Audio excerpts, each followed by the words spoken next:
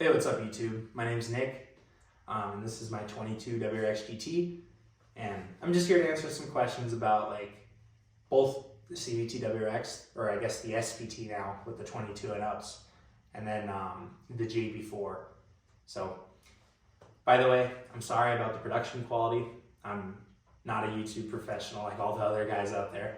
This is my first video. I'm only making it because of so many people have asked me about the JB4 and the CVT WRX. So hopefully this video will help you guys out, help out any potential buyers or current owners of the CVT WRX, and also those wanting to just make a little more power. So yeah, let's get into it. So the JB4 that I got on the car, I had a couple issues with it when I first got it. The wastegate actuator at the bottom of the car would just click and click and click over and over again when I first turned the car on. But this was due to a faulty JB4. Also the mass airflow sensor, when that was plugged in, the car it wouldn't run right. It was very rough. Every check engine light came on, the eyesight came on, even the adaptive suspension in the drive modes of the car wouldn't work when that was enabled. So I contacted Berger Motorsports, sent some pictures of the JB4, all the connectors, my car side, and I didn't do anything wrong. It's just I got a faulty product, first of all. So they ended up sending me a new one at no cost to me. I shipped off the old one, very quick process, and I'm happy to report that with that new circuit board that they sent me and the new wiring harness they sent me, all my problems went away, and it's been pretty much flawless since then. So I think if you're to buy one, you'll probably get one that's perfectly fine, but I'm just sharing my personal experience with it. But I'm not mad about it. Berger Motorsports did a good job with their customer service. They took care of me right away. Fast emails, fast replies. So yeah, I recommend them as a company, and their product is awesome. I love the way it makes the car feel. So yeah, now that that's sorted, I have had two little flukes with the JB4 on this car. I've had the fixed one for about 1,000 miles, I'd say. And it has thrown a check engine light twice in that time. It's happened around 3,000 to 4,000 RPM where you're kind of half on the gas, half not. And the car will just randomly throw a check engine light. I don't know why. When I read the codes on the JB4, it doesn't come back as anything, but if I put the car in park, clear the codes, and then just give it a restart, it's fine. So I think it's just the car detecting an over rich or over lean thing, but I'm not worried about it because I've monitored the air fuel ratios on the JB4. All looks fine. The engine feels fine. The transmission feels fine. I just think it's because the car is not actually tuned, if that makes sense. So yeah, overall, for the way the car drives, I'll put up with that every 500 or so miles if it happens. But the car hasn't done it in a while, so I'm happy to say it's pretty good. But anyway, let's talk about the air fuel ratios with the JB4, just kind of what to expect. All right, let's talk about just kind of what the JB4, all its maps do. There's 7 maps total on the JB4. The first 1 through 5 are pre-made maps from Berger Motorsports. One's for 91 octane, 2's for 93, 3's for E30 or something like that. And then there's a bunch of other various maps on there. I'm honestly not sure what all of them are. I didn't even bother using any of them. I went straight to the stage 6 map and got it tuned. E-tuned by one of my buddies, Chris. Highly recommend him. He's in the Subaru SPT, the tuned SPT group on Facebook. I'm also in there if you guys have any questions, but highly recommend him. He got me sorted. I sent him polls, logs of polls and that kind of stuff, and he just helped me get the car dialed in so it's running on the perfect air fuel ratio. So yeah, highly recommend it. I would not run the standard maps that come from Berger Motorsports just because everyone's car is going to be at a different altitude, different kind of gas you can put in it, bunch of different stuff, and each car is a little different. That's why they say you shouldn't run the over-the-shelf tunes from Cobb and that kind of stuff. You should get it pro-tuned. So yeah, highly recommend using that stage 6 map feature of the JB4 and getting it at least E-tuned to your car. And especially if you do any kind of mods besides the JB4. On my car, I have the Berger Motorsports intake, and even though there is a pre-made map from Berger for that intake, the numbers were a little off on it, and I felt like the power gains weren't as big as they should have been. So I got it tuned by Chris to about 300 wheel horsepower and 300 wheel torque, which is kind of the deemed safe spot for these cars, at least for the last gen. The last gen 15 through 21 CVT WRX, it was determined that 300 wheel horsepower and 300 wheel torque were kind of a safe spot if you had a CVT cooler. So I don't see why these ones would be any different. It's still a TR690 at the end of the day, but in the Subaru SPT variant in the WRX, it's a different part number compared to all the other ones, including the TR690s hooked up to other FA24 engines like the Ascent, the Legacy XT, and the Outback XT.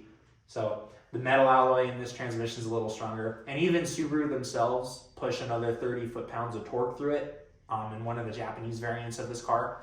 So I'm pretty confident that it can take a little more power. The car feels fine. The transmission like shifts really well. There's no flukes with it pushing like another 60 wheel horsepower through it. So I've been pretty happy with it so far.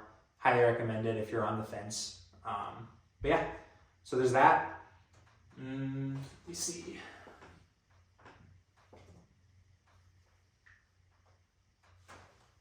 So I talked about the power limits of the car, but another part to that too is just kind of how you drive the car. You shouldn't launch it, at least in my opinion. So on these Subaru CVT cars, even on like the normal Imprezas and that kind of stuff, you can hold your foot down on the brake and hold your foot down on the gas at the same time. Hold it for like 3 seconds, let go of the brake, and keep your foot on the gas, and the car will launch. And what this does is it just pegs the engine at its peak power number. For these cars, I think it's like 5,700 RPM, and it'll just hold it there until you let off of the gas. And you know, like, it's faster than just like launching it normally by just putting your foot down, no brake launching. But I don't think it's worth the extra wear on the transmission. Even stock, I've been too scared to do it on this car just because I know like the continuously variable part, it's always working. And when you start to throw in more power on top of that, it's gonna translate into more heat. And heat is usually what kills these CVTs. It's not just the sheer power, it's keeping them cool enough while you're pushing them. So I just don't think it's worth the extra heat, the wear on your transmission by launching it. And I wouldn't even drive this car, if you're at least going to drive semi-aggressively, I wouldn't drive it in comfort mode where it's doing all the continuously variable stuff below a certain RPM, just because when you're starting to add more power and more torque into the continuously variable part, that's when you're going to start causing damage and slip. So if I were you, at least the what I'm doing with this car, I'm driving it in Sport Plus all the time, at least on the engine. So it's always shifting ratios and holding a set ratio, because holding it there, the friction is going to be stronger inside of the transmission. So less heat, because it's not varying the ratio until it shifts, obviously. But that's just like a blink of an eye versus continuously doing it. So I think just driving the car properly is one of the big things to keeping your CVT reliable, especially if you're pushing more power. But anyway, let's get on to like the problems that I had with my JB4. Oh, I already talked about that, never mind. So driving impressions of this car, 300 wheel horsepower and 300 wheel torque. It doesn't sound like a lot more over stock. The stock car is rated for 271, but that's at the crank. You got to remember that wheel horsepower on these CVT WRXs is between 230 wheel and 240 wheel, which is still a pretty big jump up from the last one. The last gen Subaru WRX CVT was about 200 to the wheels, and like the manual car was like 310 to 320, was not very quick. These new Rexes, they're a lot faster. The 240 in the CVT is pretty good, and then if you have the manual variant of this car, it's about 250 to the wheels. To give you an idea, a stock STI is like 250 to 260, and if you get an RA block, it's like 270 if you're lucky in the 2019 and up STIs. So these aren't slow cars by any means, but when you get that little tune on them with the JB4, cranking it up to about 300 wheel horsepower and 300 wheel torque, like that's a pretty substantial jump. And it's enough to where even though this car weighs more than an STI, you're just as fast, if not faster, from a roll, let alone if you start from a dig, like you're gonna smoke them unless they dump the clutch. just because you don't have to worry about slipping the clutch on it, all that stuff. And yeah, it's a good car. It's very fast because you don't have to shift. It gets on power right away if you put your foot down on it. And it's still fun to drive. It's still a WRX. Like, suspension's great, handling's great, the all-wheel drive's great. And you get a way nicer car if you get the GT trim versus even a limited WRX with the manual. You get the nice Recaros in the back, or you get the nice Recaros in the front. Nice suede on the top of the dash and leather on the bottom, which looks better than the pure suede that the limited has. And there's more sound deadening. The whole rear suspension on the GT, at least, besides the lower control arms, is aluminum. And I don't think it's like that on the other WRXs. I could be wrong. I haven't looked at a limited, but on the base, it's not. I can tell you that. So, yeah, and then any trim that's not a base model on the CVT side of these cars gets a CVT cooler from the factory now, which is awesome. It's right up next to the radiator on the right side of the car. So if you want to look for yourself, it's there. Assuming you have a premium or higher SPT WRX.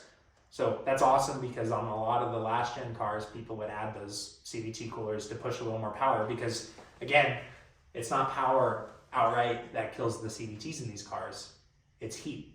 So if you could keep your heat under control, you'll have a much better time extending the life of your transmission, especially if you're pushing more power. So it's just, yeah, keeping the heat under control and driving the car properly. You don't want to do those launches. You want to keep it in a mode where it's shifting. It's still a CVT, but when you're shifting those ratios, you're not varying the transmission, so it's going to make less heat. So just keep that in mind. I think you'll have a great time, even if you get the JB4 and mod it to more power than what I'm doing. There's a guy, I don't know what his name is, but he has a downpipe. It's tuned for ethanol, intake, intercooler, and exhaust on his SPT 22 WRX. And he's been making like 350 to even more. I don't remember what the number was. It's close to 400, I think, on his Subaru performance transmission. And he's been fine for the past couple months. I'm not going to be the one to recommend you doing that or do it myself just because I don't personally know what the limits are of this car. The last gen, like I said, was that 300 number. And this car has a revised transmission. It's different metals. It's stronger. It is stronger, that's a fact, because Subaru themselves are hooking the same transmission up to a car that's more powerful. And they even make a WRX variant in Japan that has 30 more foot-pounds of torque than this car. So, with the same transmission, same part number. So this transmission is definitely good for more than what the stock engine puts out. But the question is how. The car's still too new. I don't know of anyone that's blown their CVT up yet. I honestly don't know. But just keep that in mind. You are still taking a risk even at 300 wheel. It's not like it's going to be magically perfect, because if it was, Subaru would have designed the car and came out with it like that. But you should be pretty safe at that 300 number if you drive your car pretty nicely. So yeah, one of the other nice things about the JB4, you have 6 custom maps on there. There's the stage 1, which is 91, stage 2 is 93, stage 3 is ethanol, and then I would just go straight to the stage 6 map and get it tuned. Huge shout out to my buddy Chris for helping me with that. Couldn't have done it without him, because I don't know much about tuning cars. I know you want to keep the air fuel ratio right, and you want to keep the boost like under control and that kind of stuff, but I don't really know like what numbers to put in to do that. So huge shout out to Chris, Tuned Subaru SPT group on Facebook. If any of you guys out there have a Subaru SPT or even are considering getting one, feel free to join. I'll put a link in the description if you guys want, so you guys can check it out. Everyone's welcome. But yeah, I'll show you guys the engine bay, how I have the JB4 installed, and then we'll go for a drive and just kind of talk about it, and I'll show you a comparison between like the stock and the JB4. Plus I have an intake, which helps down low, but it doesn't make much of a difference like for peak power for what we could push out of these cars reliably. So you definitely don't have to get the intake. I just did it for the sound. I love the way the turbo cars sound with an intake, so that's part of the reason why I even got the JB4. I wasn't even that dissatisfied with the stock power level on the CVT.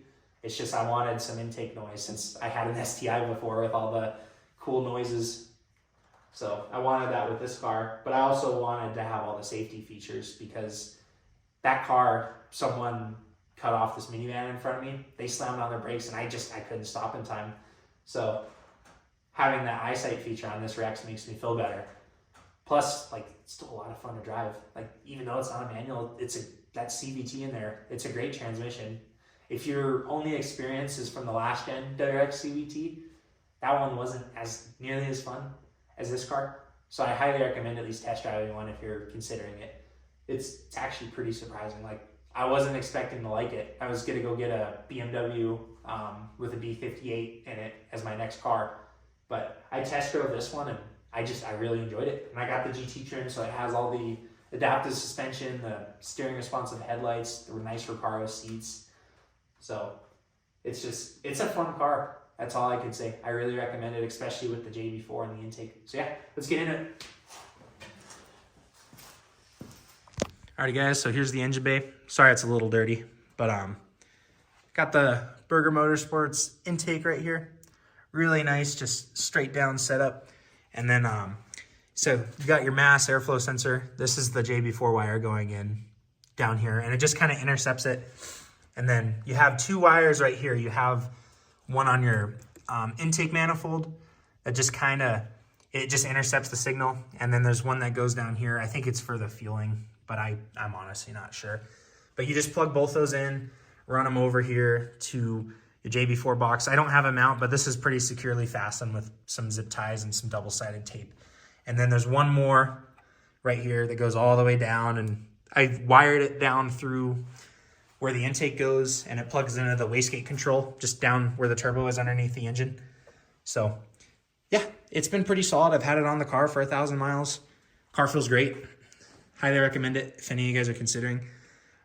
Install took me about an hour the first time I did it, just because it's kind of a pain in the butt to get some of these plugs out, especially this one down here. But that's also because I have big hands.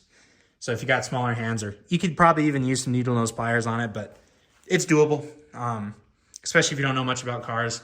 I worked on my STI quite a bit when I had it, but it was just kind of a pain getting those wires plugged in. But once they're in there, don't have to touch it again, unless you get a bad JB4, but you should be all right. I think that was just a one-time kind of thing. So here we are in the car. It's still warming up just a little. It's at 163. But yeah, just nice little tiny pull. You can see the transmission shifts fine. Turbo sounds really nice. Oh, it's so fun. But yeah, I'll give it a little pull here in a second once it's warmed up. But yeah, it's just a nice spot to be. These Recaros are awesome. Eyesight's really nice to have. All the adaptive cruise control works. The car will steer itself too if you wanted to, which is pretty cool. It sees the car up there. You can see that green light up on the dashboard. So CVT is a pretty cool car. You don't get any of that with the manual, unfortunately. So for me, it was kind of a no-brainer. It's not like I can't drive a stick shift. Like, I was good at driving the STI. It's just this car is so much more convenient not having to deal with that.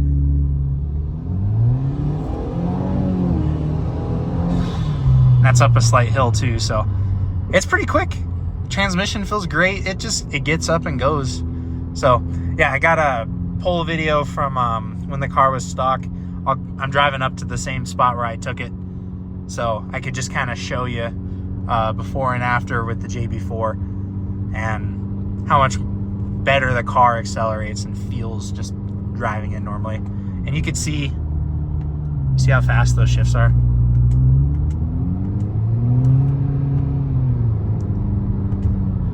Instant. So it's pretty sweet. I'm a big fan.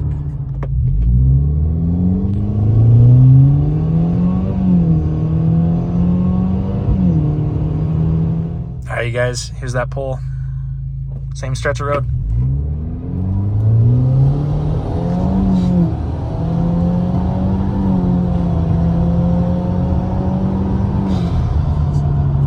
Pretty quick. Yeah, you guys, all I could say is highly recommend it. you guys have any questions, feel free to hit me up. Put them in the comments even. I'll try my best to answer them. But yeah, dude, overall, got nothing but good things to say about it, other than like the occasional random check engine light or whatever. I don't even know what it is. It just triggers every light on the car. There's no codes. Happens like every 500 miles, at least for the 1,000 I've had it on. So, but honestly, for how much more fun the car is to drive, I'll deal with that all day, because all you have to do is just go on the JB4 app, clear the code, and you're good to go. But if you do end up getting a JB4, make sure you get the JB4 Connect kit so you can hook it up to your Bluetooth on your phone. And there is a separate app purchase. It's like $27 or something like that, but highly recommend it. It's how you custom tune it. There might be another way to do it, I'm not sure, but honestly, just get the JB4 Connect kit so you get updated and do all that kind of stuff. And get your numbers out, and you can pull logs and literally text them off to your tuner. That's what I did. But yeah, overall, it's a great product. Good company. They resolved my issue with that faulty JB4 right away. So I can't say enough good things about Burger Motorsports. The intake is very high quality, and it's a fun car to drive now. Like it was fun before, but it was lacking a little power compared to a lot of the other cars that I've driven or even raced. But now at this like 300 wheel horsepower mark, it's fun. It's a fun amount of power. And you know, if you want more, then go get the manual WRX or go get a different car. But if you just want a nice 300 wheel horsepower car that's comfy, you got these nice Recaros in here, at least on the GT trim, but it's cushy when you want it to be, since you have the drive modes. But if you put it on Sport Plus, it'll knock the phone down right now. But yeah, it's a nice car. I got nothing but nice things to say about it. It's so much improved from any of the older WRXs, even the VA. So highly recommend at least driving one if you're in the market or looking to upgrade, especially the CVT. The CVT is a lot of fun, because I know the WRX transmissions usually aren't the best.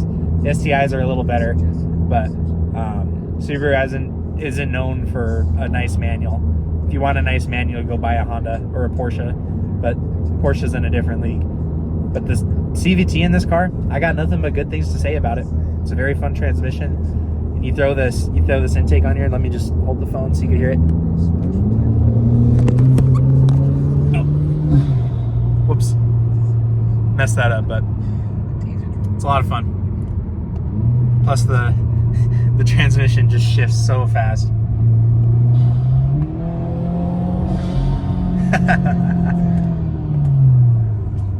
A lot of fun. But yeah, you guys have a good one. Thanks for watching my video, and if you guys have any other questions, please let me know.